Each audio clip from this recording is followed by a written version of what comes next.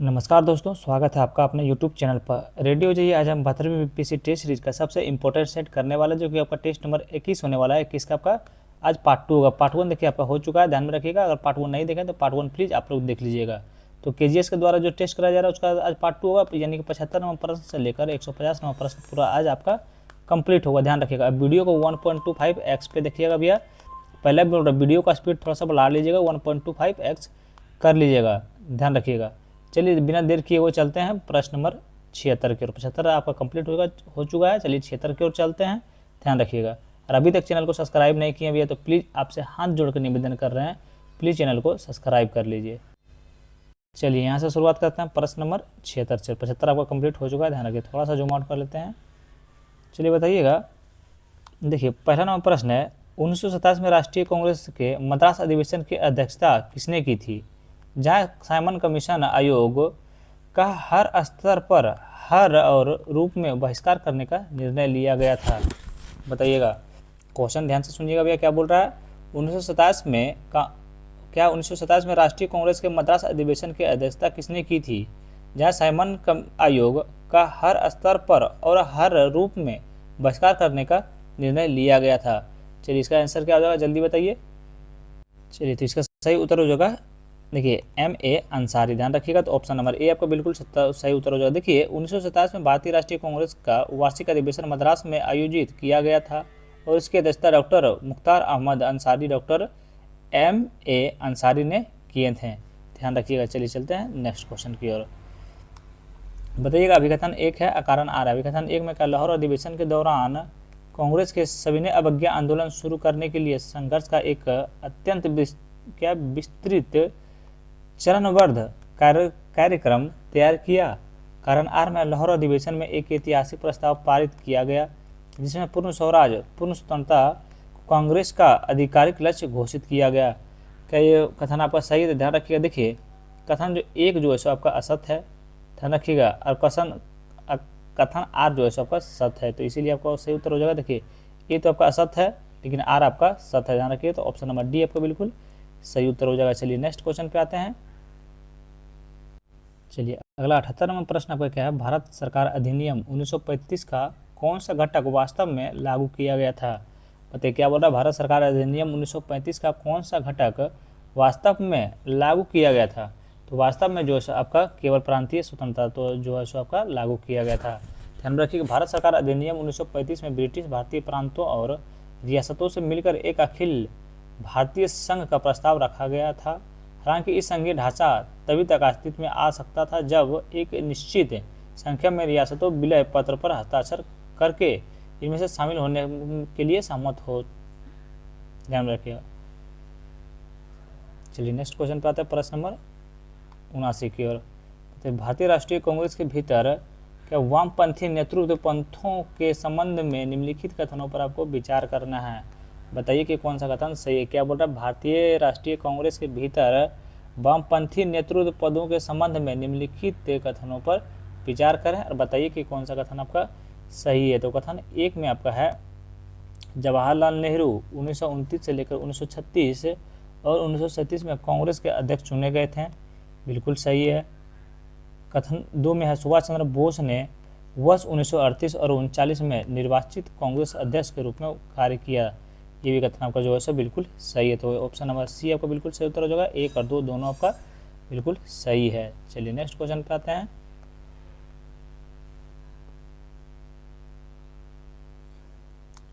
अस्सी नंबर प्रश्न बताइए, भारतीय राष्ट्रीय कांग्रेस द्वारा 1938 में गठित राष्ट्रीय योजना समिति के संदर्भ में इसके अध्यक्ष के रूप में किसे नियुक्त किया गया था।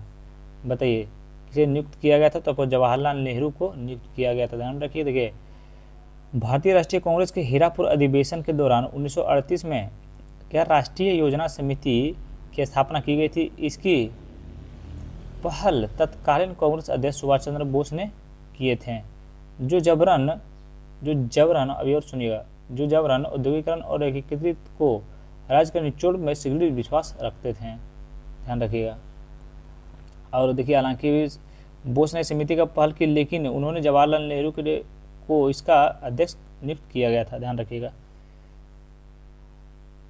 चलिए अगला नंबर प्रश्न बताइएगा। भारतीय राष्ट्रीय कांग्रेस ने, भैया देखिए अगर कुछ भी गलती होता है कहीं भी मेरे से तो प्लीज़ आप लोग माफ़ कर दीजिएगा, क्योंकि बहुत लोग आता है भैया कमेंट में जो सब बोल के चल जाते हैं तो अच्छा नहीं लगता है भैया। हम भी एक स्टूडेंट थे तो मनोबल थोड़ा सा टूट जाता है। बताइए भारतीय राष्ट्रीय कांग्रेस ने किस विशिष्ट अधिवेशन में औपचारिक रूप से राज्यों की जनता के लिए राजनीतिक आंदोलन में अधिक सक्रिय और प्रत्यक्ष रूप से भाग लेने का निर्णय लिया? क्या बोल रहा है? भारतीय राष्ट्रीय कांग्रेस ने किस विशिष्ट अधिवेशन में औपचारिक रूप से राज्यों की जनता के राजनीतिक आंदोलनों में अधिक सक्रिय और प्रत्यक्ष रूप से भाग लेने का निर्णय किया है? तो वह त्रिपुरी अधिवेशन में किया। ध्यान में रखिए 1939 आपका बिल्कुल सही उत्तर हो जाएगा। चलिए इसके बारे में थोड़ा सा हम लोग जानते हैं। देखिए 1939 तक कई राज्यों जैसे राजकोट, जयपुर, कश्मीर, हैदराबाद और सरवनकोर में बड़े पैमाने पर जन जागरण और आंदोलन छिड़ चुके थे। इस बदलाव को भांपते हुए कांग्रेस के त्रिपुरी अधिवेशन 1939 में अपनी नीति को पूर्णतः संशोधन किया और उसमें एक प्रस्ताव पारित कर घोषणा की कि महान जागरण का अर्थ है कि हीरापुर अधिवेशन का आवश्यक नहीं है और और औपचारिक रूप से राज्यों की जनता के राजनीतिक आंदोलनों को सक्रिय और प्रत्यक्ष और मार्गदर्शन भूमिका निभाने का निर्णय लिया है। ध्यान रखिएगा भैया। चलिए नेक्स्ट क्वेश्चन बताइएगा। उत्तर प्रदेश में बलिया के अलावा बंगाल के किस विशिष्ट जिले में क्रांतिकारियों ने सफलतापूर्वक समांतर सरकार स्थापित की? समांतर सरकार स्थापित की तो आपका देखिए मिदनापुर की। तो ध्यान में रखिएगा। तो ऑप्शन नंबर बी आपका बिल्कुल सही उत्तर हो जाएगा। देखिए मिदनापुर जिले में तामलुक उपखंड में क्रांतिकारियों के सफलतापूर्वक राष्ट्रीय सरकार की स्थापना की, जिसे दिसंबर 1942 से सितंबर 1944 तक कार्य किया। ध्यान रखिएगा। चलिए नेक्स्ट क्वेश्चन है। देखिए किस लेखक ने तोहफा ए अकबर शाही नामक ऐतिहासिक ग्रंथ में शेरशाह सूरी के अथक प्रशासक और न्यायपूर्ण शासन की प्रशंसा की है? ध्यान रखिएगा। तो ये आपका इसका सही उत्तर हो जाएगा। आपका ऑप्शन नंबर डी हो जाएगा अब्बास सरवानी। ध्यान रखिएगा।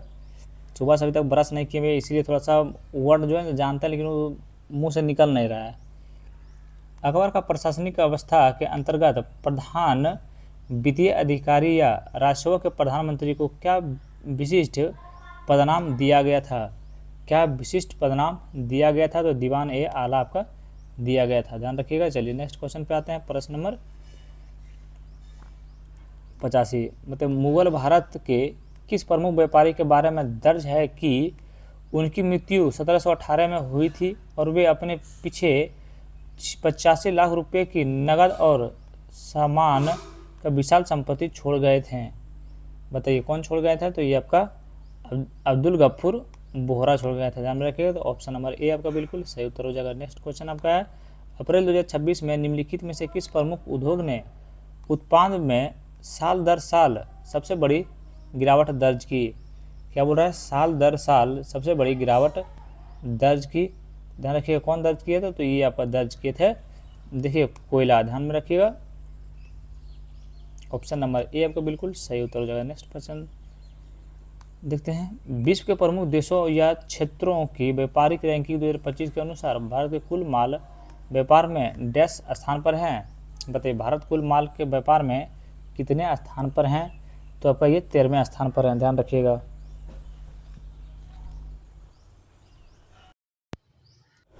चलिए नेक्स्ट क्वेश्चन आते हैं प्रश्न नंबर 88 की ओर। बताइए पूर्व गरीबी रेखा के संबंध में निम्नलिखित कथनों पर विचार करें। क्या बोला? पूर्व गरीबी रेखा के संबंध में निम्नलिखित कथनों पर विचार करना है और बताना है कि कौन सा कथन आपका सही है। बहुत ही बढ़िया क्वेश्चन है।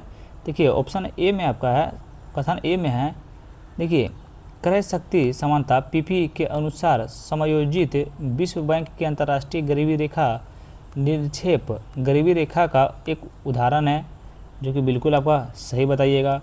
तुम्हें अर्थव्यवस्था का समग्र आय वृद्धि के साथ साथ पूर्व गरीबी रेखा स्वतः ही बढ़ जाती है, जो कि कथन आर जो है आपका बिल्कुल कथन 2 आपका बिल्कुल गलत है, ध्यान रखिएगा। तो ऑप्शन नंबर कौन सा हो जाएगा, ऑप्शन नंबर ए आपका बिल्कुल सही उत्तर हो जाएगा, क्योंकि एक आपका बिल्कुल सही किसके बारे में, पूर्व गरीबी रेखा के संबंध में, ध्यान रखिएगा, याद कर लीजिएगा, एक आपका बिल्कुल सही है।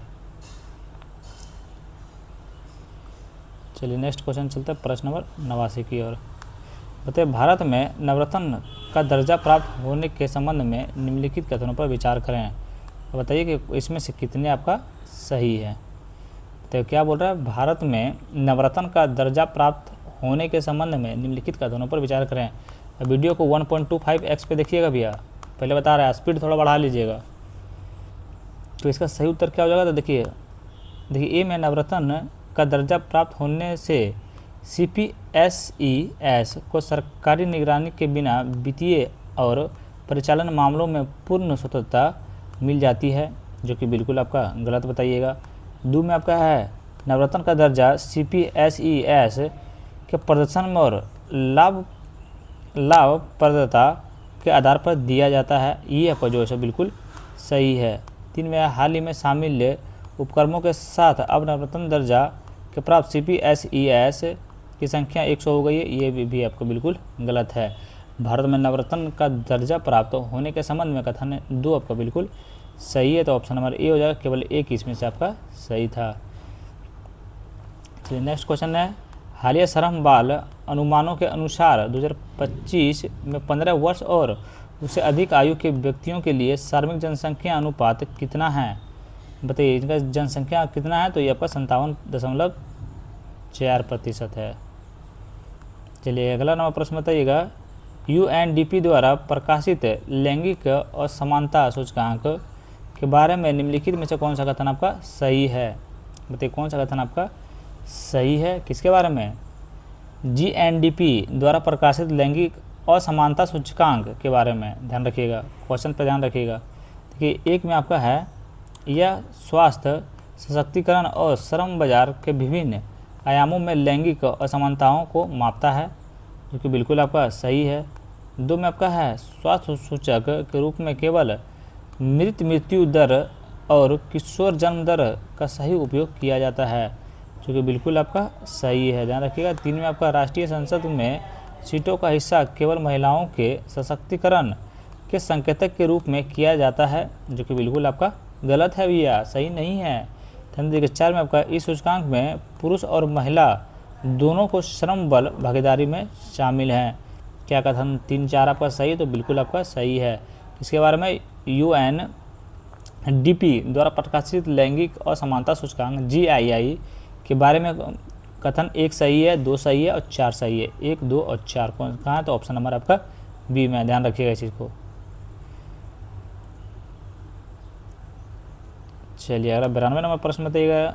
देखिए राष्ट्रीय गरीबी अनुपात का अनुपात समानता किससे प्राप्त किया जाता है। बताइए राष्ट्रीय गरीबी अनुपात का अनुमान समानता किससे प्राप्त किया जाता है, तो ये आपका घरेलू नमूना सर्वेक्षण से प्राप्त जनसंख्या भारित उप समूह अनुमान से किया जाता है, ध्यान रखिएगा। तो ऑप्शन नंबर बी आपका बिल्कुल सही उत्तर हो जाएगा। चलिए नेक्स्ट क्वेश्चन आपका है, थोड़ा फास्ट में निकलते हैं। अंतर्राष्ट्रीय मुद्रा कोष, हम फास्ट निकलेगा हम यार, हम तो स्लो पढ़ाएंगे, आप लोग थोड़ा सा स्पीड को 1.50 कर लीजिएगा यहाँ से, समझे हैं।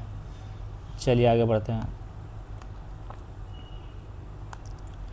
तो अंतर्राष्ट्रीय मुद्रा कोष में ऋण लेने वाले देशों को अक्सर किस प्रथा के तहत नीतिगत सुधार लागू करने की आवश्यकता होती है। तो सुधार करने की आवश्यकता जो है सो आपकी शर्त आधारित सहायता से होती है, ध्यान रखिएगा। तो ऑप्शन नंबर बी आपका बिल्कुल सही उत्तर हो जाएगा। नेक्स्ट क्वेश्चन आपका है, देखिए मोस्ट फेवर्ड नेशन के सिद्धांत के संबंध में निम्नलिखित कथनों पर विचार करें और बताइए कि कौन सा कथन आपका सही है।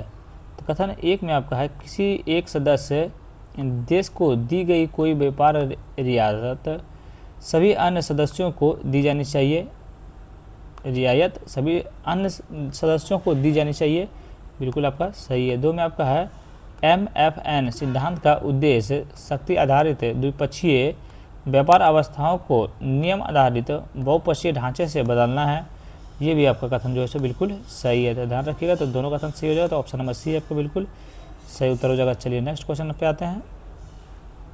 अरे इधर अभी क्वेश्चन बचा हुआ है।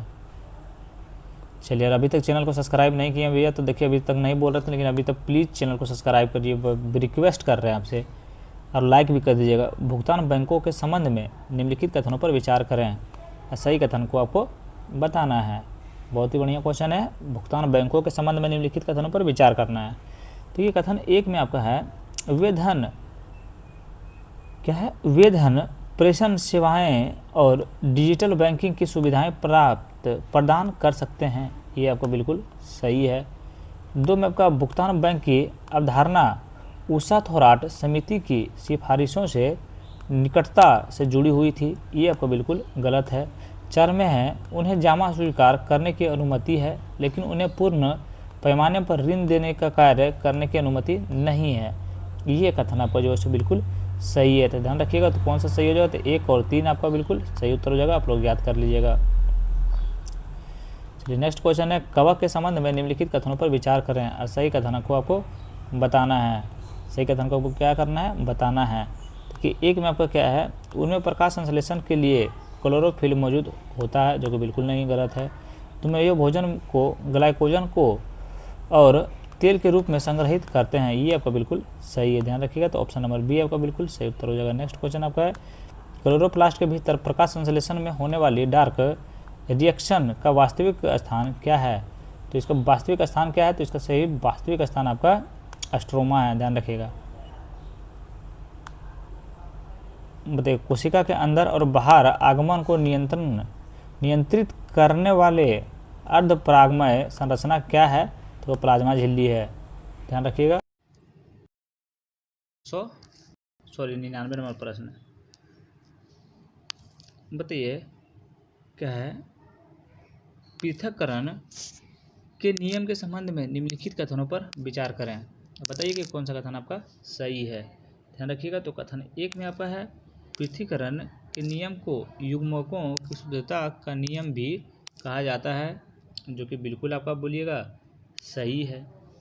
कथन 2 में है, यह नियम के अनुसार युग्मक निर्माण के दौरान दोनों एलील प्रत्येक युग्मकों में प्रवेश करते हैं। ये आपका बिल्कुल गलत है। इसीलिए ऑप्शन नंबर ए आपका बिल्कुल सही उत्तर हो जाएगा। नेक्स्ट क्वेश्चन आपका है 100 नंबर प्रश्न। 100 नंबर प्रश्न की खुशी में आप लोग चैनल को जल्दी से सब्सक्राइब कर दीजिए भैया, जल्दी कर दीजिए। देखिए, अंत में सतह का क्षेत्रफल बढ़ाने वाली उंगली जैसी संरचनाओं को क्या कहा जाता है, तो बिली कहा जाता है। उसमें ज़्यादा टाइम नहीं लेना, जो जानते हैं प्रश्न उसमें टाइम नहीं लेना। निम्नलिखित में से कौन सा मानव फ्रेमवर्क का उद्देश्य का सर्वोत्तम वर्णन करता है। क्वेश्चन क्या बोल रहा है, ध्यान से सुनिएगा। ये क्या बोल रहा है, निम्नलिखित में से कौन सा मानव फ्रेमवर्क का उद्देश्य का सर्वोत्तम कार्य करता है, तो भारत का मानव केंद्रित समावेशी AI विकास रणनीति का मार्गदर्शन करना। ध्यान रखिएगा। बताइए, मिशन मात्रा के संबंध में निम्नलिखित कथनों पर विचार करें और सही उत्तर आपको बताना है। देखिए, तो कथन 1 में आपका है, यह भारत का गगनयान मिशन से जुड़ा एक व्यवहार संबंधी मूल्यांकन कार्यक्रम है, जो कि बिल्कुल सही है। 2 में आपका है, यह अध्ययन भारतीय वायुसेना के एरोस्पेस मीडिएशन संस्था का सहयोग से किया जा रहा है। ये आपका बिल्कुल सही है। रखिएगा। कथन 3 में आपका है, इसका उद्देश्य चालक दल के सदस्यों को शारीरिक, मनोवैज्ञानिक और परिचालन प्रदर्शन का आकलन करना। ये भी कथन आपका जो है बिल्कुल सही है। ध्यान रखिएगा। तो इसीलिए इसका सही उत्तर आपका कौन सा हो जाएगा, तो ऑप्शन नंबर डी आपका बिल्कुल सही उत्तर हो जाएगा। चलिए, नेक्स्ट क्वेश्चन पे आते हैं, प्रश्न नंबर 103 पे। देखिएगा, शांति अधिनियम 2025 के संबंध में निम्नलिखित कथनों पर विचार कीजिए। किसके बारे में, शांति अधिनियम 2025 के बारे में। ध्यान रखिएगा। बताइए कि कौन सा कथन आपका सही है। कथनों पर विचार करना है, कौन सा कथन सही है, यहाँ पे आपको देख के बताना है। तो कथन 1 में आपका है, इसे 20 अक्टूबर 2025 को भारत के राष्ट्रपति की सहमति से प्राप्त हुई है। बिल्कुल नहीं, बिल्कुल नहीं हुई थी। चलिए, दूसरे नंबर में है, यह परमाणु ऊर्जा और अनियंत्रणीय क्या आयनीकरण विकिरण का संवर्धन, विकास और उपयोग के लिए एक कानूनी ढांचा प्रदान करता है, जो कि ये आपका बिल्कुल सही है। 3 में आपका है, यह परमाणु षड्यंत्र स्थापित करने में निजी क्षेत्र की भागीदारी की अनुमति देता है। ये कथन आपका जो है बिल्कुल सही है, ध्यान रखिएगा, बिल्कुल कथन सही है। तो शांति अधिनियम 2025 के बारे में 2 और 3 आपका सही है, 2 और 3 आपका ऑप्शन नंबर बी में है। बताइए जिंक फेरिंग न्यूक्लियस का मुख्य उपयोग किया जाता है। तो आपका सटीक डीएनए किटिंग में किया जाता है, ध्यान में रखिएगा, कटिंग में किया जाता है। जिंक फेरिंग न्यूक्लियस का मुख्य रूप से उपयोग किया जाता है तो सटीक डीएनए कटिंग में किया जाता है, ध्यान रखिएगा। तो ऑप्शन नंबर बी आपका बिल्कुल सही उत्तर होगा। नेक्स्ट क्वेश्चन आपका 105 नंबर प्रश्न, बड़े चलिए घोषणा पत्र मुख्य रूप से किससे संबंधित हैं। बताइए बड़े चलिए घोषणा पत्र मुख्य रूप से किससे संबंधित हैं। बताइए किससे संबंधित है, तो हमने बताएंगे इसका, जल्दी बताइए आप। इसका सही उत्तर होगा अत्याधुनिक एआई द्वारा उत्पन्न अवसरों को जोखिम की साझा करना, ध्यान में रखिए, साझा समझ। पता नहीं खाना वाना खाने में तो एकदम वर्ड भी नहीं पढ़ पा रहे हैं। चलिए आप थोड़ा सा कॉन्फिडेंस में आ जाते हैं, इसका आंसर आप लोग खुद बताइएगा। चलिए हम बताते हैं। हाल ही में आयोजित topographies of trust quota and time नामक cross cultural international art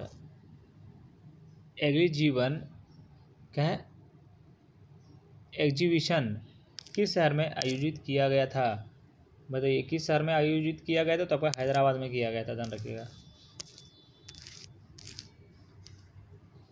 107 number प्रश्न है, भारत में हाल ही में किस देश में bay of Bengal programme inter government organisation की अध्यक्षता ग्रहण की है। तो ये आपका बांग्लादेश की है, ध्यान रखिएगा।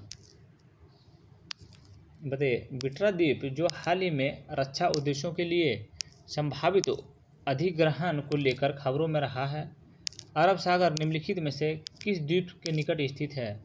बताइए अरब सागर निम्नलिखित में से किस द्वीप के निकट स्थित है। तो ये जो है सो आपका अगाती द्वीप के निकट जो है सो स्थित हैं। चलिए 109 नंबर प्रश्न बताइएगा, उससे पहले आप लोग चैनल को सब्सक्राइब भी कर लीजिएगा। तो निम्नलिखित में से कौन सा संगठन हाल ही में राष्ट्रीय अनुभव पुरस्कार 2025 के पहली बार पुरस्कार विजेता बना है। तो पहली बार पुरस्कार विजेता SBI और BHEL वीर बने हैं, ध्यान रखिएगा। तो ऑप्शन नंबर बी आपका बिल्कुल सही उत्तर हो जाएगा। चलिए नेक्स्ट क्वेश्चन है, भारत की पहली कृत्रिम बुद्धिमत्ता से सुसज्जित आंगनबाड़ी निम्नलिखित में से किस स्थान पर स्थापित की गई थी। बताइए किस स्थान पर स्थापित की गई है। तो ये जो है सो आपका बुद्धिमान गांव नागपुर से आपका जो है सो किया गया है, ध्यान रखिएगा। चलिए अगला नंबर प्रश्न बताइएगा, बहुत ही बढ़िया क्वेश्चन है। ठीक है, हाल ही में प्रकाशित पुस्तकों और उनके लेखकों के निम्नलिखित युगों पर विचार करिए। पुस्तक है और लेखक है, बहुत ही बढ़िया क्वेश्चन है। सम्मिलित करना है, इसमें कितना सम्मिलित है आपको बताना है। देखिए एक में आपका हिटमैन का उदय, तो हिटमैन का उदय आपका जो है सो कौन को कैसी को जाएगा। तो ये तो देखिए आपका ये तो आपका बिल्कुल सही सम्मिलित है। दो में है MS Swaminathan the man who field India, इनका कौन हो जाएगा। तो इनका हो जाएगा प्रियवंदर जयकुमार, ये तो आपका बिल्कुल सही सम्मिलित है। तीन में है the man who became cinema Aakash Chopra, ये भी आपका बिल्कुल गलत है, ये आकाश चोपड़ा नहीं होगा। ये आपका कौन हो जाएगा। तो ये आपका होगा दिलीप कुमार,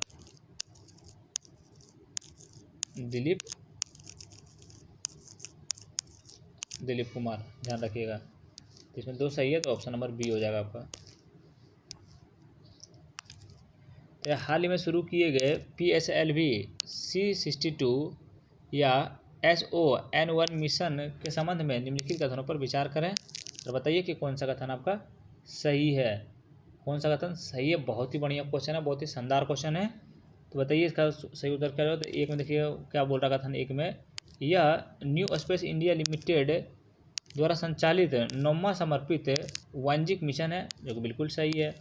दो में आपका है यह मिशन PSLV DL वेरिएंट का उपयोग करते हुए PSLV की 64वीं उड़ान है, तो बिल्कुल आपका सही है, ध्यान रखिएगा। तो ऑप्शन नंबर सी आपका बिल्कुल सही उत्तर हो जाएगा। क्वेश्चन आप लोगों को पढ़ते रहिएगा। देखिए मुदुलाई टाइगर रिजर्व हाल ही में देखे गए ईस्टर्न इम्पीरियल ईगल IUCN संरक्षण स्थिति क्या है? बताइए संरक्षण स्थिति क्या है? तो आपका सुमेध है, सुमेध है। DRDO द्वारा हाल ही में परीक्षण की गई तीसरी पीढ़ी का मानव संचालित एंटी टैंक गाइडेड मिसाइल का परीक्षण कहाँ किया गया था? बताइए तो कहाँ किया गया था? तो ये आपका KK रेंज अलियाल नगर महाराष्ट्र में किया था, हिलिया नगर महाराष्ट्र में किया गया था, ध्यान रखिएगा। चलिए आगे बढ़ते हैं 115 नंबर प्रश्न।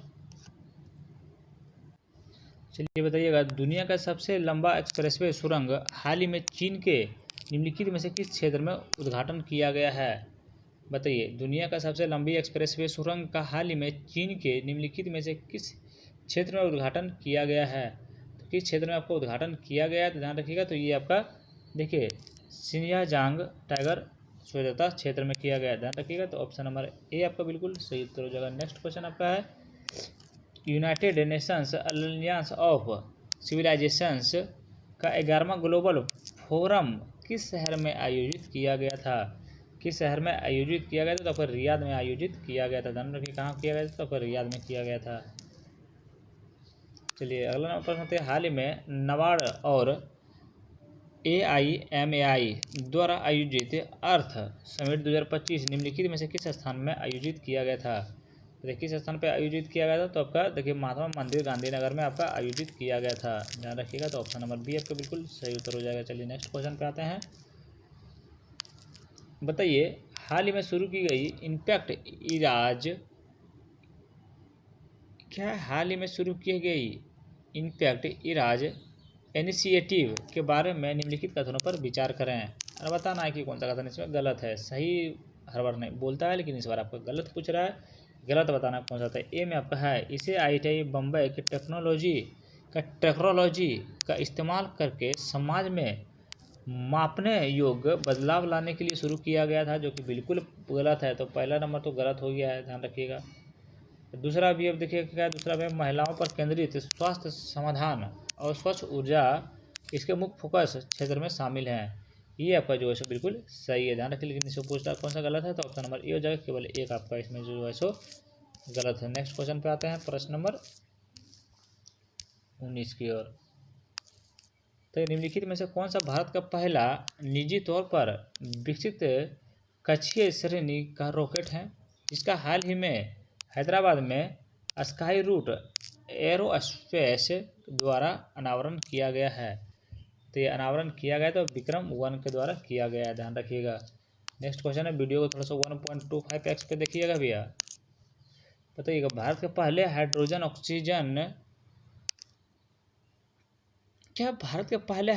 ऑक्सीजन प्रणोदन इंजन का हाल ही में निम्नलिखित में से किस कंपनी द्वारा परीक्षण किया गया?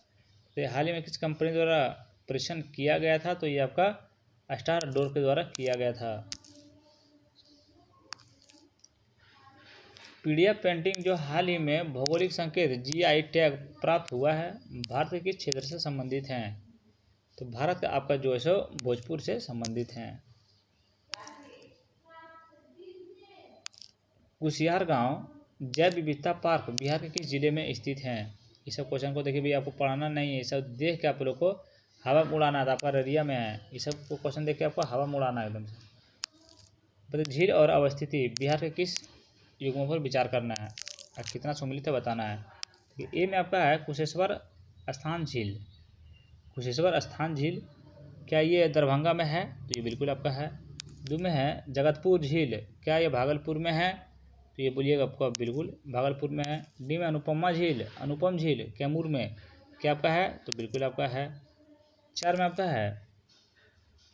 में आपका है मुचलिंद झील बोधगया में, क्या आपका है? तो ये बिल्कुल आपका सही सम्मिलित है। तो इसका ऑप्शन नंबर डी हो जाएगा। चारों युग्म जो है आपका बिल्कुल सही सम्मिलित है, यहाँ पे आप लोग याद कर लीजिएगा। चलिए इस सब क्वेश्चन को देखकर हवा मुड़ाना भैया। निम्नलिखित में से कौन सा गर्म पानी के झरने नालंदा जिले में स्थित हैं? बताइए कौन सा आपका नालंदा में जो है सो गर्म पानी के झरने नालंदा जिले में स्थित हैं? कौन कौन से हैं, ध्यान रखिएगा। देखिए एक जो आपका ब्रह्म कुंड है, सबको पता है, और सूर्य कुंड है, बाकी ये सब आपका नहीं है, ध्यान रखिएगा। तो सिर्फ 1 और 2 आपका हो जाएगा सही उत्तर, यानी ऑप्शन नंबर ए आपका बिल्कुल सही उत्तर हो जाएगा। उसको देख के हवा में उड़ा देना क्वेश्चन को एकदम। निम्नलिखित में से कौन सा जलप्रपात बिहार का नियाग्रा नाम से प्रसिद्ध है? तो कोकल जलप्रपात है। अभिकथन 1 है, कारण आर है। बिहार में वर्षा का मौसम जून के मध्य में शुरू होता है। क्या अभिकथन 1 आपका सही है? तो अभिकथन 1 आपका जो है बिल्कुल सही है। ध्यान रखिएगा, कारण आर में है, अरब सागर से आने वाला तूफान बिहार के ऊपर से गुजरता है, तब मानसून की शुरुआत होती है। तब मानसून की शुरुआत आपका होती है। क्या ये कथन आपका सही है? जल्दी बताइए, आप लोग कमेंट कीजिए, ये क्या आपका सही है? तो आप लोग बोलिएगा जी भैया, वो भी कथन आपका जो है सो बिल्कुल। देखिए ये कथन आपका जैसे देखिए कौन सा 126 नंबर प्रश्न है, तो इसका सही आपका ये जो है जो सो गलत है। माफ़ कीजिएगा, थोड़ा सा ए सही है और आर गलत है। ए सत्य है, आर असत्य है। चलिए नेक्स्ट क्वेश्चन पे आते हैं, प्रश्न नंबर 27 की ओर। तो बिहार बजट 2026-27 के संदर्भ में निम्नलिखित युग्मों पर विचार करें। क्षेत्र हैं और बिहार के अर्थव्यवस्था में हिस्सेदारी 2024-25 हैं। बताइए कितने सम्मिलित हैं, आपको बताना है कितने सम्मिलित हैं। देखिए पहला में आपका है कृषि, ध्यान, पहला में आपका कृषि है, पहला कृषि है 23%, गलत।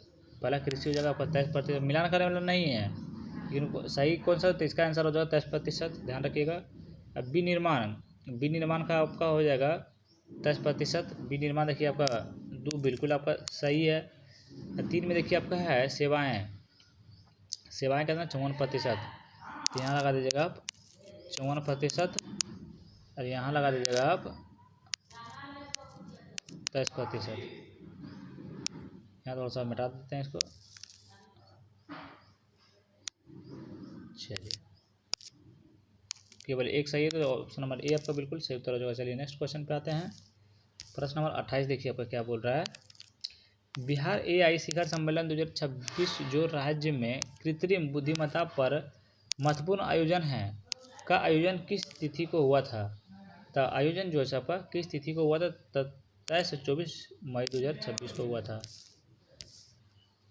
बताइए कितना इजी क्वेश्चन आ गया। ये सब क्वेश्चन तो हमारे बच्चे में हम लोग पढ़े हुए थे। जब प्रकाश नारायण पक्षी अभ्यारण्य स्थित हैं, तो आपका बलिया में स्थित हैं। कहाँ स्थित है? तो आपका बलिया में स्थित हैं। 2006 के संशोधन विधेयक के तहत बिहार का पंचायती राज संस्थाओं में अति पिछड़ा वर्ग ईबीसी के लिए कितना आरक्षण प्रदान किया गया है? बताइए कितना बढ़िया क्वेश्चन है। तो आपको 25% आरक्षण किया गया है। चलिए नेक्स्ट क्वेश्चन पे आते हैं, प्रश्न नंबर 31 की ओर। बताइए निम्नलिखित में से कौन सी नदियाँ अजय नदी की सहायक नदियाँ हैं? बताइए निम्नलिखित में से कौन सी नदियाँ अजय नदी की सहायक नदियाँ हैं? तो ये आपका कौन कौन है? तो चारों हैं आपका, ठीक है। तुमुन नदी हो जाएगा, तुमनी नदी हो जाएगा, कुन्नू नदी हो जाएगा, और जयंती नदी हो जाएगा, और 4 में आपका है पथरो नदी हो जाएगा, ध्यान रखिएगा। तो ऑप्शन नंबर डी आपका बिल्कुल सही उत्तर हो जाएगा। नेक्स्ट क्वेश्चन पे आते हैं, बिहार के ग्राम कचहरी के संबंध में निम्नलिखित कथनों पर विचार करिए। ग्राम कचहरी के बारे में इसमें बोला कि कौन सा कथन आपका गलत है ग्राम कचहरी के बारे में, ध्यान रखिए, बहुत ही बढ़िया क्वेश्चन है ये। ए में आपका है, बिहार में ग्रामीण आबादी घर घर जाकर न्याय दिलाने के लिए प्रत्येक ग्राम पंचायत में एक ग्राम कचहरी की स्थापना की गई है, तो बिल्कुल सही है। 2 में ग्राम कचहरी को दोषी पाए जाने वाले पक्ष को 1000 रुपये का जुर्माना लगाने का अधिकार है, बिल्कुल आपका सही है, ध्यान रखिए। तो इसमें को बोल रहा था कौन सा गलत है, लेकिन गलत इसमें से कोई भी नहीं है, तो ऑप्शन नंबर डी हो जाएगा, ना ही 1 ना ही 2। बताइए कितना उज्जीव क्वेश्चन आया है। पटना कलम किन 2 कला शैलियों का मिश्रण है? बताइए पटना कलम किन 2 कला शैलियों का मिश्रण है? तो आपका क्या है? मुगल और फारसी का है, ध्यान रखिएगा, मुगल और फारसी का। मतलब मुंगेर पहाड़ी क्षेत्र निम्नलिखित में से किस भौगोलिक क्षेत्र का हिस्सा है? तो मुंगेर पहाड़ी क्षेत्र निम्नलिखित में से किस भौगोलिक क्षेत्र का हिस्सा है? तो आपका दक्षिणी पहाड़ी क्षेत्र का आपका हिस्सा है। अच्छा इधर अभी और बचा हुआ है। चलिए 35 नंबर प्रश्न पे आते हैं, देखिए। तो बिहार में खादर मिट्टी के संबंध में निम्नलिखित कथनों पर विचार करें। क्या बोला, बिहार में खादर मिट्टी के संबंध में निम्नलिखित कथनों पर आपको विचार करना है और बताना है कि कौन सा कथन आपका सही है। बहुत ही बढ़िया क्वेश्चन है भैया। तो देखिए कथन 1 में आपका है, यह गंगा गंडक और कोसी नदियों जैसे निचली घाटियाँ में फैली हुई है। ये तो कथन आपका बिल्कुल सही है। आप लोग बोलिए 2 में है, यह दरभंगा, सहरसा और पूर्णिया जैसे जिलों में प्रमुखता में पाई जाती है। बिल्कुल सही है। 3 में आपका है, यह गहरे भूरे रंग का होती है, इसमें नाइट्रोजन की कमी होती है लेकिन यह अत्यधिक उपजाऊ होता है। बिल्कुल आपका सही है। ध्यान रखिएगा। नहीं, बिल्कुल सही है। ध्यान रखिएगा। तो ऑप्शन नंबर डी आपका बिल्कुल सही उत्तर हो जाएगा। चलिए नेक्स्ट क्वेश्चन पे आते हैं। 136 नंबर प्रश्न। अभिकथन ए है, कारण आर है। अभिकथन है कि बिहार की उत्तरी नदियाँ हिमालय और ट्रांस हिमालय से निकलती है और अपने साथ भारी मात्रा में गाद लाती है। क्या अभिकथन 1 तो जो सबका भैया बिल्कुल सही है। कारण आर में बिहार की दक्षिणी नदियाँ छोटा नागपुर पठार से निकलती है और वर्षा पर अधिक निर्भर करती है। कारण आर भी आपको बिल्कुल सही है। ध्यान रखिएगा। लेकिन व्याख्या नहीं करता है, इस चीज़ पे ध्यान रखिएगा। ए और आर तो दोनों सही है लेकिन आर एक ही सही व्याख्या आपका नहीं करता है। चलिए अगला नंबर प्रश्न बताइए, निम्नलिखित में से बिहार के किन शहरों को स्मार्ट सिटी मिशन के तहत चुना गया है। तो स्मार्ट सिटी के तहत आपको चुना गया कौन कौन सा सिटी है। तो आपका देखिए पहला तो आपको पटना हो जाएगा, तो बच्चा को पता है। दूसरा आपका हो जाएगा भागलपुर, स्मार्ट सिटी हो जाएगा। दूसरा आपका हो जाएगा मुजफ्फरपुर। गया आपका जो है स्मार्ट सिटी के तहत आपका नहीं चुना गया है। ध्यान रखिएगा। तो ऑप्शन नंबर आपका बी सही उत्तर हो जाएगा। चलिए 138 नंबर पर, बिहार बजट 2026-27 के अनुसार बिहार में कुल व्यय का कितना प्रतिशत स्वास्थ्य क्षेत्र को आवंटित किया गया है। सबसे ज़्यादा, सबसे कम तो स्वास्थ्य में हमको लग रहा है कि जैसे किया जाता है। कितना किया जाता है तो ये आपका देखना है 6.3% किया जाता है। शिक्षा में आपका कितना प्रतिशत किया जाता है। देखिए सर 21.7% शिक्षा में किया गया है जो सबसे ज़्यादा है। और स्वास्थ्य में आपका कितना किया गया तो 6.3 किया गया है। ग्रामीण विकास के लिए आपका 9.4% किया गया है। सड़कें और पुल बनाने के लिए आपका 2.9% किया गया है। अब पुलिस के विभाग में आपका 5.2% किया गया है। कृषि में आपका 2.6% आवंटन किया गया है। 139 नंबर प्रश्न का आंसर आप लोग प्लीज़ कमेंट बॉक्स में दीजिए। हर बार 2 क्वेश्चन छोड़ते हैं तो इस बार आपका ये 2 कथन क्वेश्चन आप लोग के लिए हैं। आप लोग इसका आंसर बताइएगा। चलिए तो यहाँ से आपको देखिए आप लोग को क्या करना है, आंसर आप लोग को कमेंट में बताना है। देखिए इसका सही उत्तर आपका क्या होगा। तो 141 का सही उत्तर आपका ऑप्शन नंबर ए हो जाएगा। आप लोग यहाँ से बनाइएगा भैया, मैथ होगा तो उसके बाद आप लोग बताइएगा कितना सही आप लोग का हो रहा है। देखिए 142 नंबर प्रश्न का सही उत्तर आपका क्या हो जाएगा। तो 142 का सही उत्तर आपका ऑप्शन नंबर सी हो जाएगा। 143 का सही उत्तर आपका ऑप्शन नंबर बी हो जाएगा। 144 का आंसर आपका सही उत्तर क्या हो जाएगा। 144 का सही उत्तर आपका जो है सो ऑप्शन नंबर ए हो जाएगा। 145 का आपका सही उत्तर आपका ऑप्शन नंबर सी हो जाएगा।